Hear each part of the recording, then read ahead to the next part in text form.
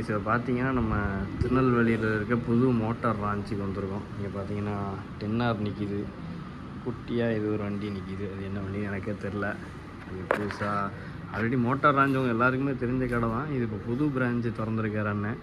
இப்போ தான் திருநெல்வேலி வரத்துக்கான வாய்ப்பு கிடச்சிது.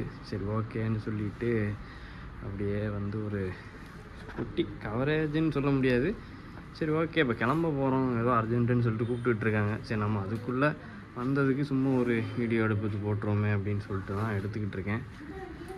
யா நல்லா இருக்குது.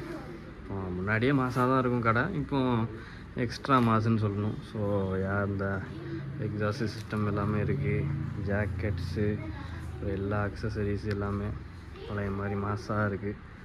ஸோ பூட்ஸு, டேங்க் பேக்கா இது ஒன்று இது இருக்குது.